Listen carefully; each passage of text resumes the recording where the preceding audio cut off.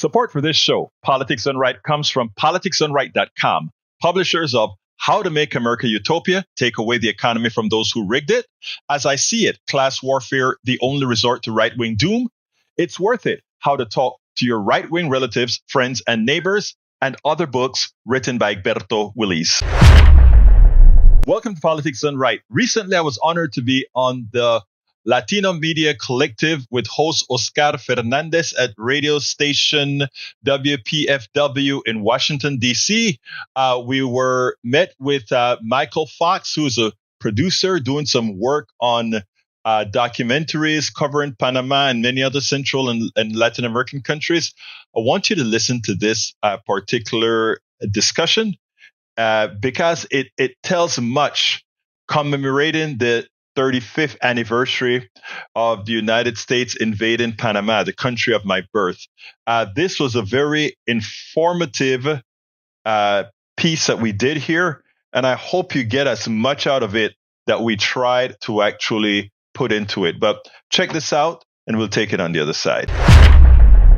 U.S. invades Panama 35th anniversary. Greetings. Y bienvenidos a toda mi gente escuchando en Washington and all points beyond. This is Oscar Fernandez, and you're listening to Latino Media Collective here on WPFW 89.3 FM, Washington, El Distrito Colombia, here on this Friday, December 13th, 2024. We're also heard on LatinoMediaCollective.com. You can find us on Twitter under the name @LMC_show. And of course, live on WPFWFM.org. That's WPFWFM.org. Today on the show, we put the spotlight on the 35th anniversary of the U.S. invasion of Panama in 1989 and how it still remains relevant to both Panama and U.S. foreign policy today. So we have a fantastic show with us today, and we're joined today by Michael Fox, who's a freelance writer, producer, and documentarian. He's the host of both Brazil on Fire and Under the Shadow. We'll be speaking a lot about his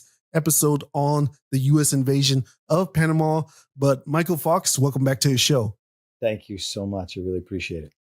Absolutely. And also joining us today is Egberto Willis, who's the host of Politics Done Right, which airs on Pacifica Station KPFT in Houston, Texas.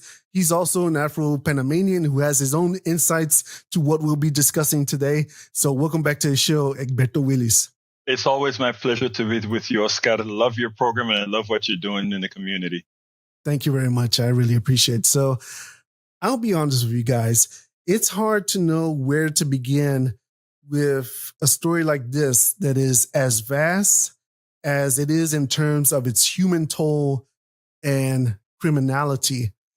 And well, I guess the best way to start this program, speaking of criminality, let's begin by hearing the words of former President George H.W. Bush in his justification of the U.S. invasion of Panama. And it sounded a little bit like this. Last night, I ordered U.S. military forces to Panama. No president takes such action lightly. This morning, I want to tell you what I did and why I did it.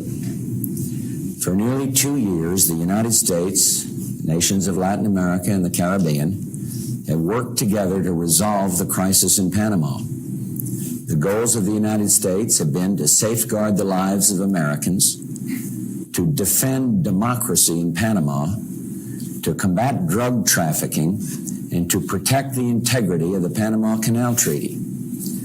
Many attempts have been made to resolve this crisis through diplomacy and negotiations.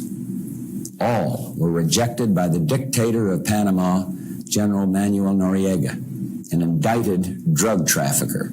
This was the official story from Bush himself.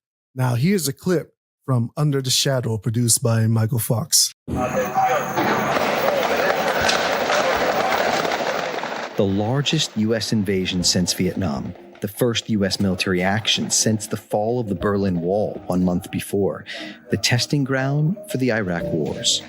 And the United States government and the mainstream media ignored or whitewashed the violence.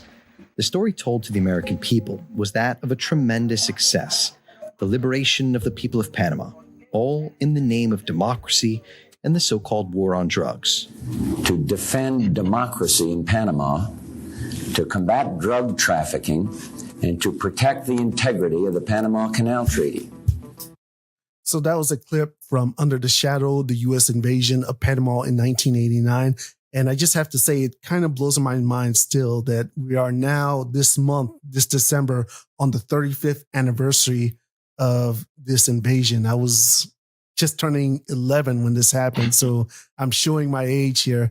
But like I said before, I had a hard time, Michael, processing as to where do we begin in discussing this moment in Latin American history that is both well documented, yet often ignored in the lessons it offers. So where do we begin here? This is sort of the assessment that I make of this historic event in Latin American history, that we have it documented, but we don't learn from it at the same time either. Yeah, I mean, that's right. And I think it's important to understand within the context of U.S. imperialism, within the context of continual invasions and the United States pushing its agenda abroad, what this represented, kind of what we mentioned in a second. You know, after the fall of the Berlin Wall, it was the so-called end of the Cold War. The United States needed to show its power, and particularly Bush needed to show that he was strong, or at least he wanted to. And so this was a way of the United States, and particularly Bush, showing that he was not going to be weak and he was going to be strong against those evil dictators, quote unquote. And so Panama was an easy target. Of course, this was all within the context of the so-called war on drugs, right? That like fit with the same promotion the United States was pushing over television and in poor communities in the United States.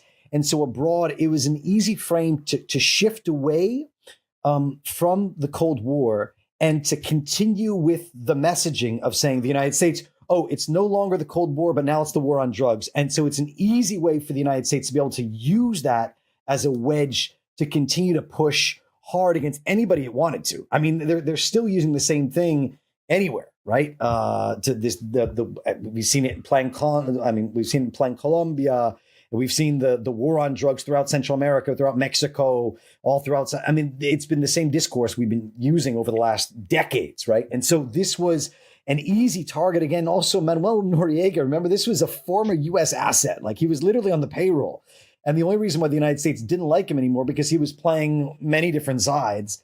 And of course, this was a place, Panama, where the United States had literally occupied for decades, like throughout the entire 20th century. So this is not a place that the United States is going to lose, but it's a place that the U.S. can show force and can take advantage of this moment to say, look, we are not going to back down. Yes, we've won the Cold War, but now we are going to win the war on drugs. And I think that is really important context. And yes, we have absolutely forgotten it, but it's the United States playing the same imperialist game it has always played, and using the discourse of so-called democracy and democracy promotion, when in reality, it's all pushing its own agenda abroad for its own political purposes. And in particular, in the case of George W. Bush, who at that moment needed a victory, needed a win. He needed to show strength.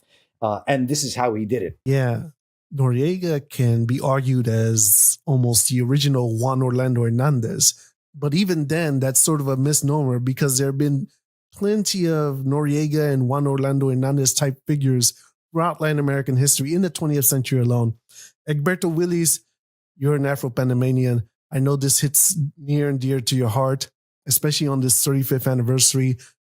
The same question applies. Where do we begin to process this moment in history that, again, simultaneously is well documented, but we don't learn the lessons from this well-documented event in Latin American history? What is amazing with the story is it has so many different angles, right? Noriega was the perfect capitalist for the United States, okay? He was a capitalist. America had a need for drugs, and he was the one facilitating drugs to come to America. But the thing about it is there was a duality here.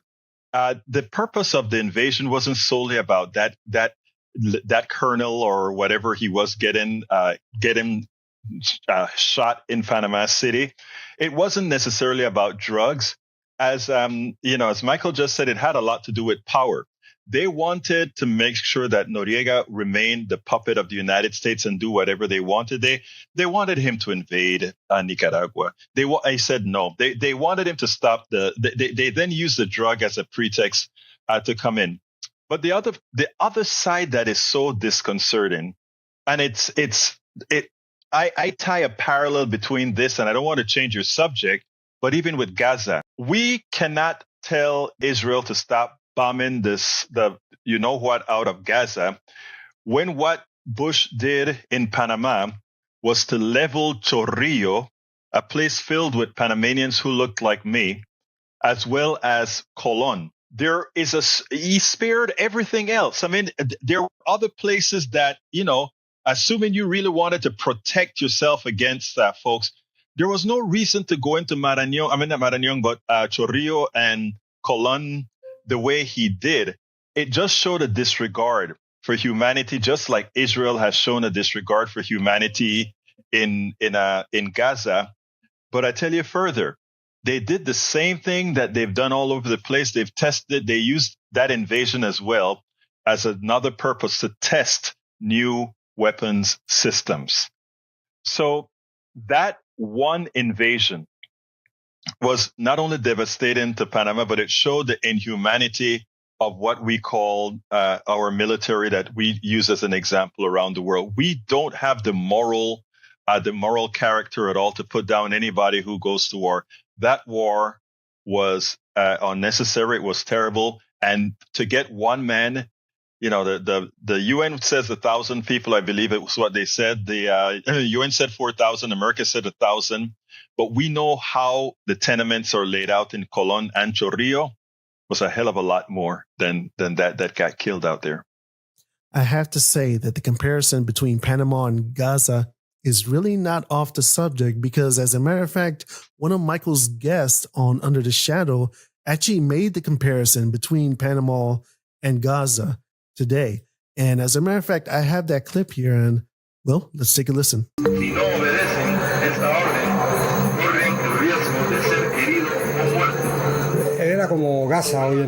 Historian Olmedo Bellucci says the region looked like Gaza today. He published the first book about the U.S. invasion of Panama to mark the one-year anniversary of the attack. He says some residents sought refuge in a nearby church. He says the United States promoted a strategy of looting supermarkets and stores to generate chaos and confusion. The financial cost to the private sector was estimated at $400 million. I got you covered. It took the United States 4 days to find Noriega, during which time the U.S. occupied the country and swore in a puppet government on a U.S. military base. The new U.S.-backed president was Guillermo Endara, the opposition candidate who had allegedly won elections earlier that year against Noriega's ally.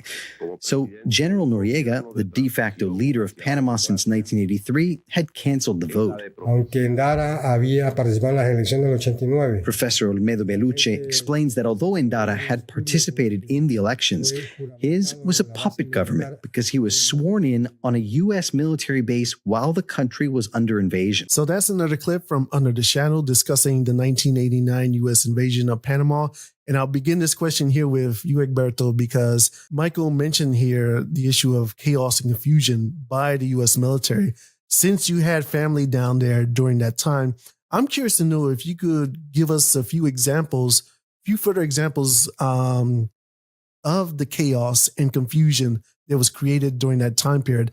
I know that there are several examples there, but considering that you have family there during that time period, I want to know if you could elaborate on this. I know there was a lot to process in that clip, especially with the Endara puppet government, but can you address this issue first, if you like?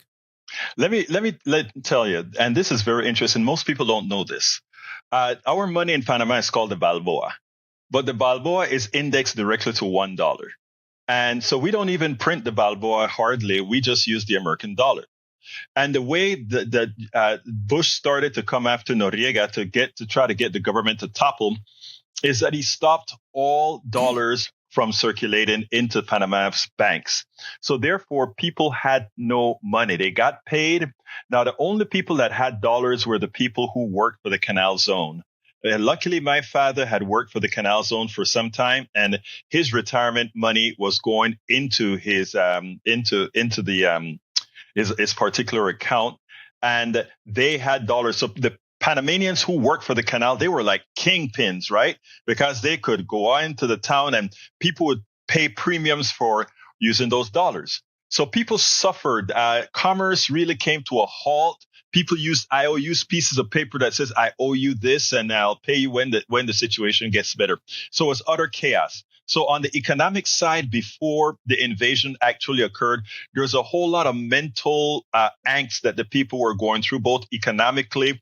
They were doing all these kinds of simulated attacks and that sort of thing. The American government actually was. They don't tell you about that, but they were having these simulated attacks to try to entice the Guardia Nacional, which is the Panamanian Defense Force. They were trying to get them to go ahead and somehow attack the United States to give them a purpose to come in. And they never bit. They never bit because they understood what was happening. And that's why you see Noriega did what he did. But let me tell you a few things that kind of goes on top of what Michael was talking about. This is how bad things were. My father lived in a town called Arcoiris, which is on the outside of Colon. And there's one street to get into Colon from Arcoiris at that time. And there were people who were stuck in Arcoiris. It was called Rainbow City as well. People who were stuck there, and they would have the tanks all blocking the entrance into Colon. One of the people my father knew, his wife had diabetes, and she was trying to get her the medicine in Colon. And we had the army over there who knew nothing about Spanish. And this guy is in his hands in Spanish saying, "Necesito llevar la insulina a mi esposa." I need to carry the insulin to my wife. And he's walking up and they're saying, stop. And when he said, but she has to have it, they gunned him down and killed him. That was the norm. We have a building called the 15 Pisos in Colon. All right. They used the C-1, I forgot what is it, the gunship, the C-130 gunship. And they just opened up on the building, the 15 Pisos. They had the Cobras, I think it was, sending missiles into because they said they were small shots coming out of the building. It was reported that the stealth fighter, not bomber, was actually just kind of played around, I guess, to test it out there. Like for what? We don't even have a radar to try to detect it. Or missiles to hit it. My goodness. It's just another example of how the free movement of capital undermines democracy. Michael, there's a lot that Egberto mentioned there. And I don't have this clip, but you did point out the language barrier between U.S. troops and the Panamanian citizens during the invasion. I wish I had that clip because it's one of the few times I've heard Under the Shadow that I can clearly hear the anger in your voice of the fact that U.S. troops are sent there with little to no understanding of basic Spanish whatsoever. And so considering what Egberto just brought up here, I wonder if you could elaborate on this, because that certainly lends itself to the chaos and confusion as you described in Under the Shadow.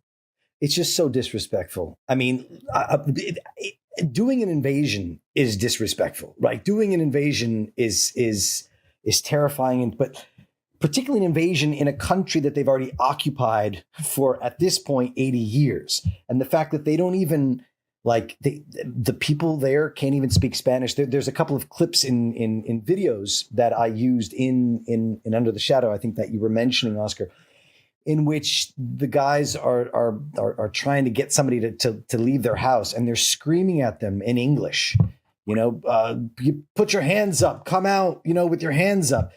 At another point, there's another guy who's blindfolded, and they can't even find a translator to understand what this guy's trying to say. And he's just scared for his life. He doesn't know what's going to happen. They can't even speak his language. It's just, it's mind blowing, the level of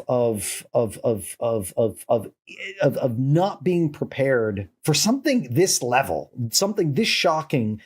And I think to take it to another level, it's a sign of the dehumanization that happens not just during war, which does, but also that the United States has continually seen the other as. And in here we have a situation where even though the United States has occupied Panama at this point in the 1980s for 80 years, it's seen as the Canal Zone is the dignified, the advanced, the developed country in the world, and everything else is just savage, I don't know, forest land, and those are the people that work for us, right? Those are the people that work on our in our canals, our special canal zone, and it's this dehumanization that I think, Egberto, you were also mentioning beforehand. We're talking about how, like, the level of disrespect and the level of,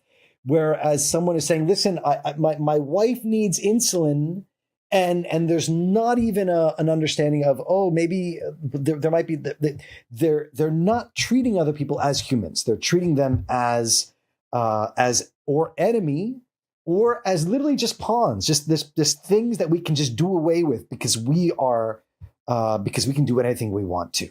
And just to kind of hammer this home for a second, I was really shocked in some of these videos that were passed to me, and this wasn't the first time. I'm not the first person to see these videos that came out. This was one of the first times where the U.S. military actually went in with video cameras and they videotaped themselves. And then I don't remember how these videotapes got out or released, but they were somehow passed to people in Panama. And there's numerous of these videotapes. So it is an interesting time because, of course, this is before social media and whatnot. And these videotapes, there are very little record of the U.S. invasion, if not for the own United States that actually filmed themselves. And it's interesting because the level of they're just so candid because it's their friends that are filming each other. But it's also like they're laughing at the destruction of El Chorrillo when they're talking about, woohoo, we hit this place and it's all on fire and the whole thing is going down. They're not just talking about military barracks. They're talking about people's homes. They're talking about the entire region. And it's shocking because these are the soldiers that are doing the bombing. These are the people that are firing the weapons, right? At one point, the guys are kind of joking around. They're, oh, you're a stud. You guys are just studs. Like they're joking around at the U.S. and at the death of people. Thousands of people are being killed. People's 20,000 homes are destroyed, and people have to flee. So many people injured, like families destroyed and cut off, and all at the hands of the U.S. government and soldiers just joking. And what's frightening here is this is something that happens again with Abu Ghraib. It's something that happens over going. We see it in the Middle East. This doesn't change. Like the attitude within the U.S. military continues. The U.S. invasions, the same attitude within the army. And so I think this is really important to point home, which maybe I don't dig into enough. I do get angry. You're totally right. In the Under the Shadows series, I am pissed because it's not just the level of, oh, here's the U.S. government and they're doing this. But in this case, you see this really subtle, humanized reality of the soldiers themselves that are doing this, and yet they're laughing at it. And yet they're dehumanizing Panamanians who have lost their families and who have their back against the wall and are being invaded by another country. And they've already faced this U.S. enclave and this U.S. invasion that's invaded their country for nearly a century. And I think that this is something that it hasn't changed. And I think this is really important to remember on the 35th anniversary of the U.S. invasion of Panama. If I may add, because the thing that what you said is so true, but what is so hurtful and disconcerting is how they also treated the bodies. And, very few people saw this. They just dug holes, and there are places in Panama when the destruction in Chorrillo, there are a lot of people that just buried underneath there. They are all there with the crap. Nobody tried to discern bodies or anything like that. They just used a bulldozer and just went over it. I mean, I think when you take a look at let's go under the pretext that Bush was really concerned about drugs. The same issue that we see with Mexico, where Donald Trump tries to go ahead and say, we're going to throw tariffs on you guys, etc. I wish we would have more responses like the Mexican president responded, like, by the way, do you realize if your guns didn't come over here, we wouldn't have a lot of killings? Do you realize that if your people didn't need all those drugs, we wouldn't have that transfer of drugs. It's not Mexicans that have the problem. It's you. And the same applies to when we had with Manuel Antonio Noriega. The problem wasn't with Panama and the Panamanians. The problem was you're the ones that had all these drug problems, and you are the one that a capitalist took advantage of to provide you with the supply you were looking for. And it behooved me that to date, America hasn't seen that it's America who has the drug problems that creates all these externalities. Precisely. And I mean, even Claudia Sheinbaum, I think, should mention, former Secretary of Public Security in Mexico, Genaro Garcia Luna, as sort of another Noriega, Juan Orlando Hernandez type of character that the U.S., gladly supports when it's convenient and then put in jail when it's no longer convenient. And I have to say that I find it quite fascinating that when I asked Egberto about chaos and confusion in Panama, one of the first things that came up was the economics of the country, which goes to show you that the troops weren't ready to speak Spanish in Panama, but the U.S. government was prepared to attack the country economically. And as a matter of fact, Michael, I think you mentioned that there were economic sanctions on Panama before the invasion, which was foretelling. Now, you mentioned the comparison between Gaza, and I want to see if you could briefly clarify this for me, Michael, is that when Olmedo Bellucci made that comparison between Panama and Gaza, I'm curious to know, when did he say that? What was the time period when he said that? Because I don't know if he could have foreseen how things have become since then, since he made those comments. So that was exactly 1 year ago when I spoke with him, was last December. And so obviously things had already, Israel had already invaded. Israel already had, they had already pushed back. Things were already bad. They were obviously not as bad as that is right now. But the situation, the image that you have of Gaza and the image of El Chorrillo is very, very similar. And so, yeah, that wasn't far into the past. That was under this current moment as well. And it's certainly relevant to a previous show we did several weeks ago with regards to why Latin America has found solidarity with what's taking place in Gaza, and countries like Panama that has its unique frame of reference is precisely that reason. And there are other countries in Latin America to various degrees that have that similar frame of reference as well, which explains the solidarity with Gaza as we speak today. Now, before I continue, I forgot to mention earlier that Under the Shadow is a co-production of both NACLA and the Real News Network. So I encourage everyone to go to either one of those sites to check out more episodes of Under the Shadow. As I said before, Panama is both well documented yet underreported as far as the lessons that need to be learned from this moment in Latin American history. But perhaps one of the best works on the U.S. invasion of Panama is the 1992 documentary film, The Panama Deception. Mm-hmm. Almost 32 years later, it still remains a rich fountain of information on what took place in Panama. In fact, a few journalists that plied their trade on the Pacifica Network at the time were featured in the film. So I have another clip here from Under the Shadow that includes excerpts from The Panama Deception. So let's take a listen. What happened in Panama is a hidden horror. Many of the bodies were bulldozed into piles and immolated in the slums where they were collected. Other bodies were left in the garbage chutes of the poor projects in which they died from the shooting, from the artillery, from the machine guns, from the airborne attacks. Others were said to have been pushed into the ocean. But almost none of this was seen or heard of in the local and international press. It was hushed up, cleaned up, controlled, and locked down by the invading U.S. forces. Here's filmmaker Barbara Trent again from The Panama Deception. The U.S. military also targeted the Panamanian media. Radio stations were immediately taken over and destroyed. U.S. forces occupied TV stations and began transmitting their own signal. Many journalists were either arrested or fired. One of Panama's largest daily newspapers, La Repubblica, was raided, ransacked, and closed down by American troops.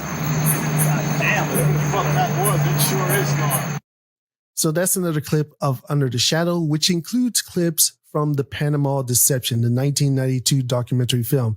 So I'm presenting this question to the both of you guys. Can you tell us about the significance of this documentary film in your respective understanding of Panama's history? And I'll begin with Egberto, because even today, I've seen this film at least a half dozen times. And every time I watch it, I feel like I learned something new or something different, or see something different that I didn't see the first time. So 32 years later, how would you measure this significance of this documentary, which still remains quite good even today? Not even Panamanians know how bad things were.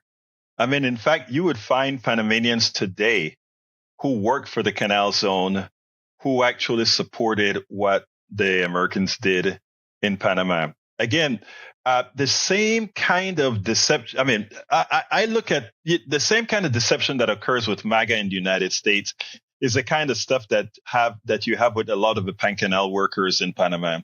And that is, they are Panamanians that the United States want to have nothing to do with except when they're working for the Canal Zone. But these people look at, it's almost like they have that syndrome, I forgot the name of the syndrome where you fall for the attacker.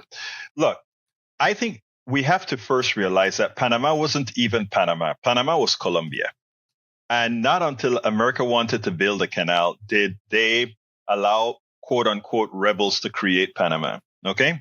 So Panama is really, yes, it did exist before as a sole country, but after being incorporated in Gran Colombia, it actually regained its status as Panama because of the United States.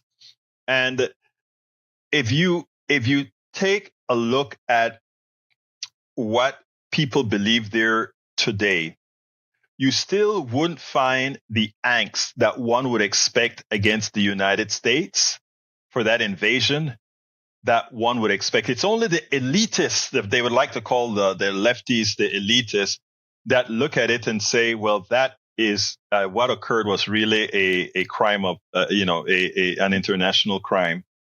And it's frustrating because here I am, I'm in the United States, I'm in the United, not in Panama. And I bring these subjects up with a lot of Panamanians. And it was like, yes, Noriega was a bad guy. Actually, I don't think Noriega was any worse than most of our presidents. I hate to put it that way. Wasn't the film banned in Panama for a time? I'm not sure. Actually, I wasn't there, so I don't know, but it wouldn't surprise me if it were, because, again, remember, these governments were puppet governments of the United States. They served at the pleasure of, as long as they did what the American government wanted them to do. And America showed them one thing: we can cut the plug anytime on your financial sector and you're screwed. And they still hold that against Panama, in that you go to Panama, the biggest circulation of money is in fact the United States dollar. So I think it's a problem that will never be solved, actually, because why? But again, the one thing that I do want to say is we have to take into account, and I think you mentioned this up front, that the behavior of Panama, of the United States in Panama, is no different than its behavior in every single part of not just Latin America or the Caribbean, but all over the world. And when we look at what Israel and any one of its satellites does, they're doing just what their master has always done. And that is, the only people that matter are the people in the quote unquote first world countries, and everybody else is the other.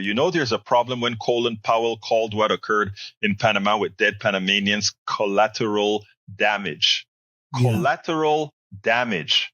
Human beings. Collateral damage from a guy whose genesis was Jamaica. Michael, it's very clearly that you got a lot of inspiration from the Panama Deception for this particular episode. And I also played that clip specifically because it pointed out how the Panamanian media at that time was suppressed as well. So again, the same question applies, what degree of significance would you hold this film 32 years later? Yeah, I mean, well, the film was huge. I just did look it up when you mentioned this. It was banned in Panama for a time, and in fact, it was banned on many PBS stations as well in the United States, or at least they refused to broadcast it. Although some stations did do it anyway, and it was huge. Remember that this documentary came out in '92, right? The invasion was in December of '89, and so the fact that this was just a couple years later is really important. And when you watch the film, it's shocking, like the level, like the interviews they've got. I mean, it's so important because people were just on the ground. Everything is really, really new. And I mean, it won the Academy Award in 1993 for Best Documentary. And that's huge. And it also says something that the fact that it won despite being banned in Panama and despite, not being pushed out on PBS stations, whatever else. It also shows like the complicity of U.S. media as well as Panamanian media within all of this, and that's why it was so important. But yeah, it was extremely, and it is still a testament to to what happened, to the reporting on the ground. Many of the people, like for instance, the person who was interviewed that I used that clip from, he then passed away a few years later. There was somebody else who also passed away. So we're talking about people that were on the ground, that were reporting on the ground, that saw what had happened, that could tell those real stories that are no longer with us. And that's the other really important place that this holds and the testament that it is today, because it was done so soon after such devastation. I have to say that the last time I did a show here on the Latino Media Collective on the U.S. invasion in Panama was in 2019 on the 30th anniversary. And at the time, I had the pleasure of speaking with Jose Luis Morin, who's a professor of criminal justice over at John Jay College in New York. I only mention that because I know that you spoke to a different professor, Michael, from John Jay College with regards to the legal battle in getting some degree of reparations or justice for the families of the victims of the U.S. invasion of Panama. And I'm going to start directing this question to Egberto first, because over the years, several legal organizations, both in Panama and in the U.S., have fought in court to seek some degree of justice, as I said before, for the families of the victims of the invasion. And over the years, the U.S. has disregarded the rulings of international courts of law, holding the U.S. accountable. Along the way, the trauma of those who survived the invasion remains 35 years later. So I don't know to what degree you have or hold any trauma, but without reopening any old wounds, Egberto, how do you address the issue of, I guess, for lack of a better term, PTSD, especially when the U.S. refuses any forms of reparations? You mentioned earlier in the conversation that people were just slaughtered with missiles and with all sorts of military technology that had never been seen before. I vividly remember speaking with Professor Morin 5 years ago, and he spoke about lasers. He spoke about people being collected in buckets, not in body bags. This sort of horrific stuff. And so how do we address this sort of trauma 35 years later, especially when the U.S. doesn't hold itself accountable, and especially when people who were there had those images in their mind during that time? And I don't know if a lot of Americans will understand this, right? I mean, born Americans will understand this. And that is, there is a state that people in south of the border live in, which is in a constant state of a trauma that they don't know that they're in a state of trauma. Okay, because it's a constancy. It is always fending for the next day. It's always, you don't expect good things to happen. You don't. So, those people that lived in El Chorrillo, they were living a hellified life as it is already during the economic disaster that Bush imposed on these people. You can say, well, economic disaster versus the carnage that they saw. The truth of the matter is, like you said, a lot of people didn't see the savagery that actually occurred. That was all insular. right? So as far as the scene, the body bags and all these things move in grand quantities, people didn't see it. Let me tell you better. When the invasion occurred, there's a place in Panama called the Free Zone. Okay, the Free Zone is where all the products from around the world congregate, because we are the Panama Canal. Shipping containers go there, they exchange it, and all of that. One of the things that came out of the invasion was the people invading the Free Zone. So as their connection, many people would drive from Panama City to Colón to go into the Free Zone.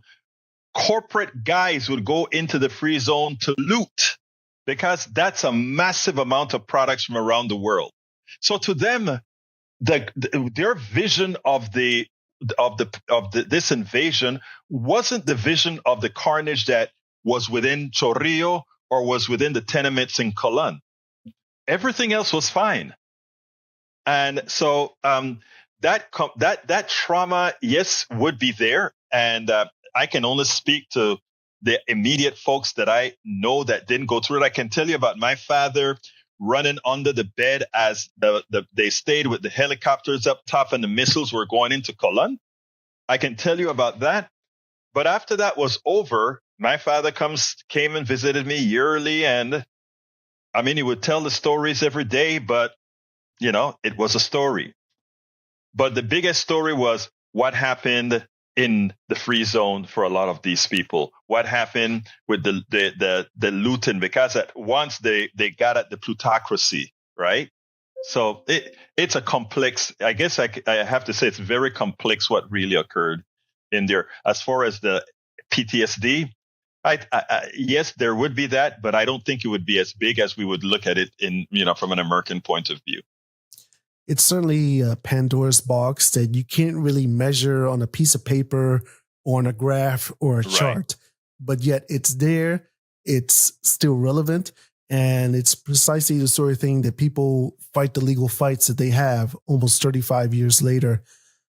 I'm curious to know, Michael, if you want to elaborate on this, because as we have this conversation, even now the International Criminal Court has, once again, made a ruling that the U.S. doesn't favor.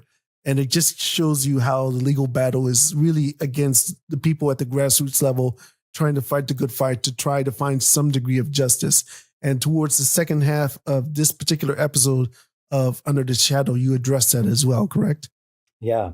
I just want to kind of tag off of what you were saying, Egberto, is absolutely true. And the fact that much of the country was not witnessing everything that was happening in El Chorrillo. And part of that was because there was a media blackout, which we already talked about, right? You couldn't see it on the U.S. media. In fact, the U.S. press that was there were there kind of supported or embedded with the United States. And the United States soldiers were taking them around. Oh, look at this, look at this, look at this. They showed them what they wanted to show them. The few journalists that were actually trying to show what was really happening, and I mentioned this in Under the Shadow too, you had, and I don't remember his name, but he was a Spanish photojournalist. He was one of the first people that took pictures of body bags of people that had been killed. And in fact, the United States soldier shot him, and he died within the first couple of days after the invasion. Juancho, I think was his name, if I'm not mistaken. And so that's exactly, the media blackout was meant to block the vision of what was happening, to ensure that people didn't see what was going on in Colón and El Chorrillo and wherever else. And to people, in fact, there were other people around the country, they were celebrating, yay, the United States is coming to liberate us and to free us and whatnot. So I think that is a really important point to understanding what this means now. And then, in terms of justice, absolutely. There were many people that I interviewed for this episode, and there were many other people that I wanted to interview for this episode who were victims or who lost family members. And there were some people that said, look, I'm just not interested in being interviewed. And that was because they've been interviewed so many times. And because in the early years, they thought that it would mean they would get justice. They thought that this will mean that I can finally have some sort of a peace and I can find justice for my brother or sister or relative or whoever it was that was passed. And now they've been interviewed so many millions of times and justice has not come. And they say, I'm just tired. I just can't. And that's a reality for many people in Panama. The fact that the OAS, Human Rights Council, would come out and say, United States, it was the very first time that they had this international council came out and actually held the United States accountable and said, no, the United States is responsible. And in fact, the United States should be paying damages to everyone for everything within Panama. That's huge. This is the first time it's ever happened that within the OAS, within the human rights, they said that another country is actually responsible for this happening in Panama. And yet the United States has just, turned a blind eye. They've just completely ignored it and said, you know what, we do not care because we are above international law. And that is really important for people to understand because the United States is seen as, the greatest democracy in the world. It's seen as, having the greatest laws and defending the great, and it's just not true. The U.S. will only defend that if it means that they're going to win on an international court. They're never going to stand by it if they actually lose. And that's why they don't want to participate in the ICC and the International Criminal Court because they don't want to have their people accountable, right? They don't mind being on the accusatory end of it. They know we're not going to be on the defensive end of it, right? And no, it's devastating. At the same time, it is important, the fact that those things have happened, that the council said, no, sorry, you are responsible. That is an incredible precedent. But the fact that the United States turns its back on this is huge and just devastating for us to remember what the United States represents. We always have to, it's like, we know what it represents. And yet in this case, it's so glaring. It's so in your face. It's just shocking. And it's very consistent with what Jose Luis Morin told me 5 years ago when I interviewed him on the 30th anniversary. We are almost out of time, but I have one clip left that I think sort of gives us a reason why this still matters 35 years later. And it's another clip from Under the Shadow, which brings up the issue of gentrification. So let's take a listen. La gente no sabe lo que está pasando porque eso es un tema tabú. Aquí en Panamá no se conoce el término, ¿sabes? That is what they want to bring here, gentrification, says Efrain. And the people don't know what's happening because this term isn't really known here in Panama. And I'm trying to kind of wake people up. You can already see the change in the neighboring community, pretty buildings and things.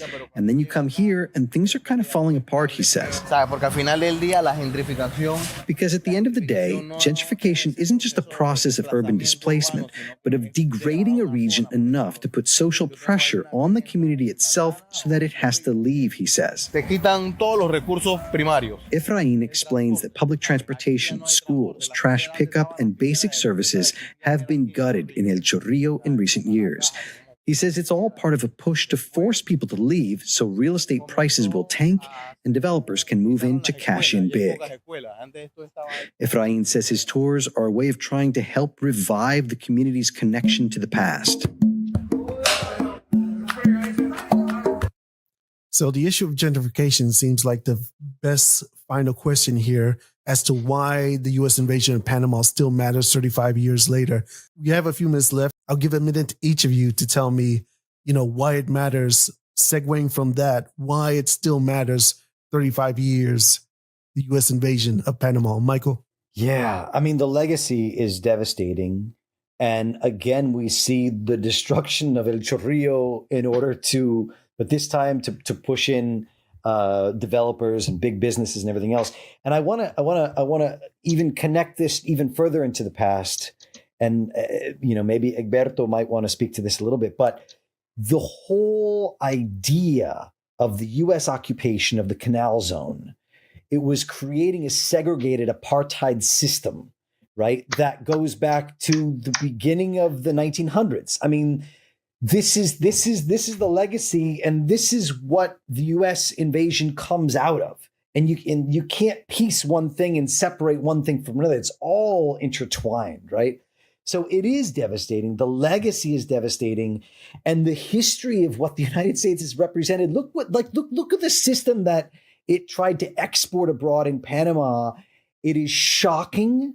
And this is the system that in part the U.S. invasion was trying to keep in place. That was part of the reason for the U.S. invasion. It was because of Manuel Noriega. It was because the United States wanted to show force, but it was also because the United States wanted Panama to pull back from having to hand over the U.S. canal zone back to Panama, right? So it wants to keep all this in place.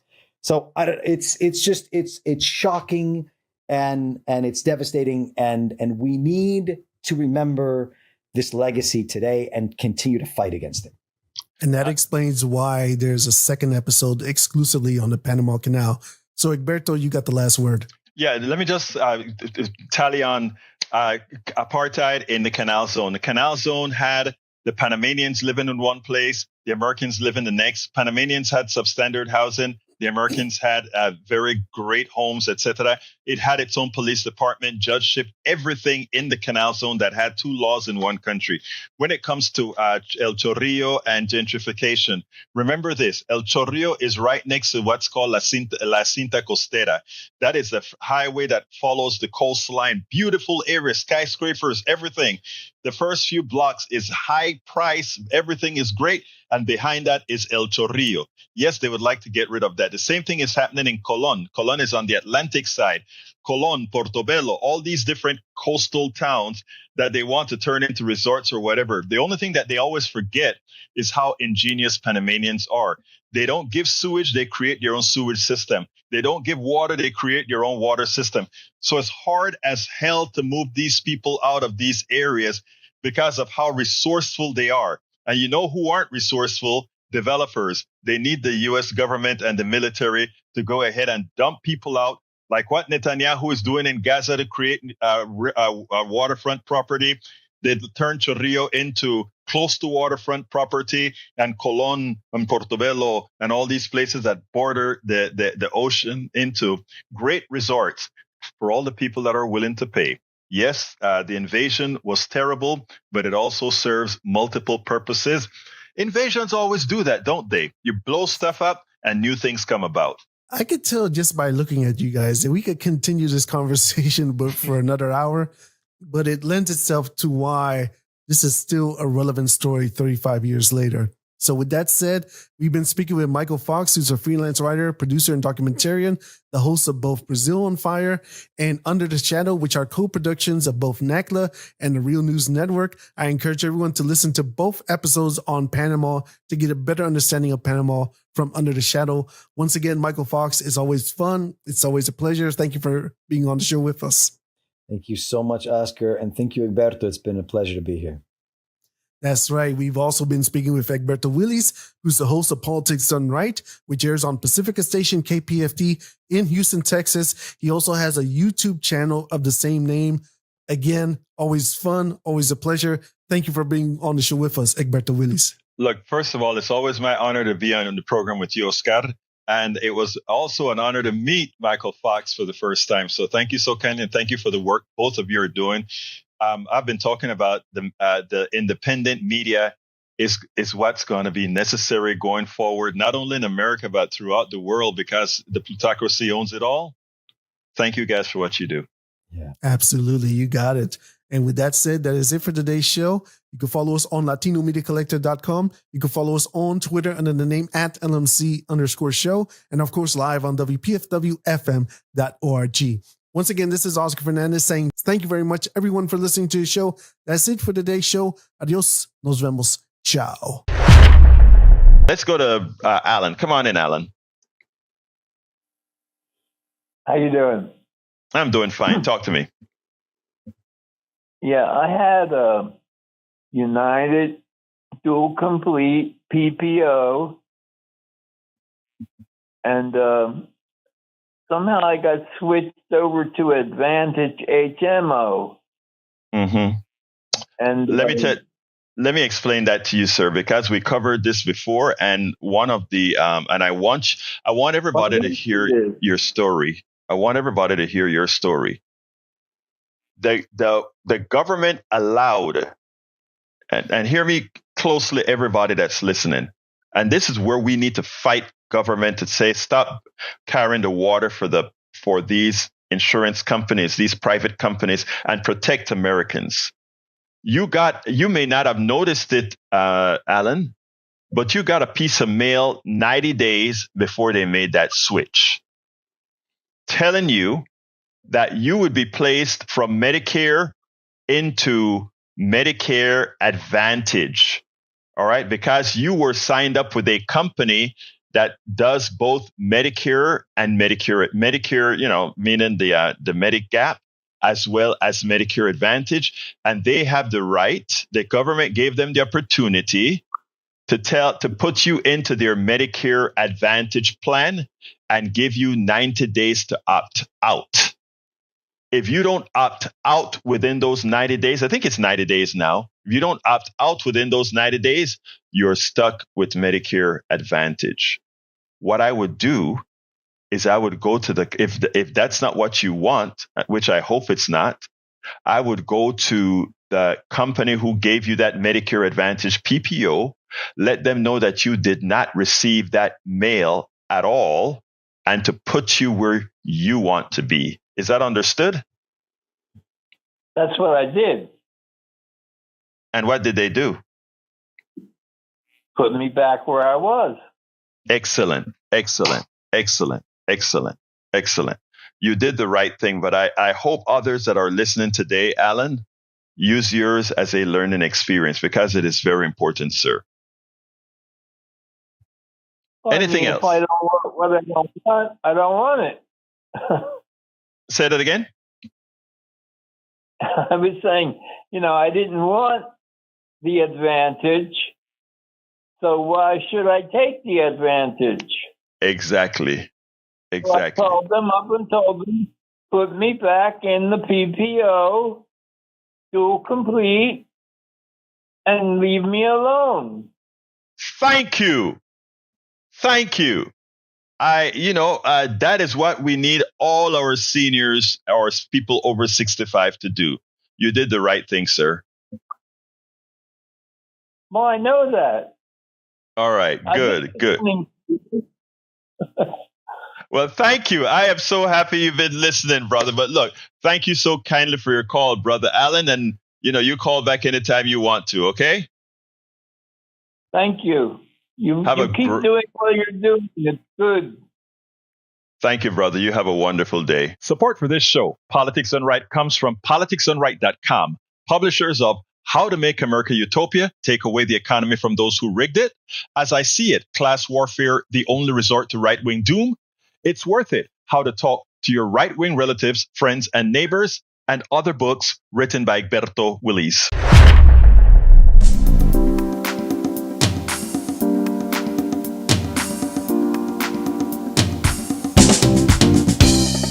Welcome to Politics Done Right. I am your host, Egberto Willis. This is a progressive program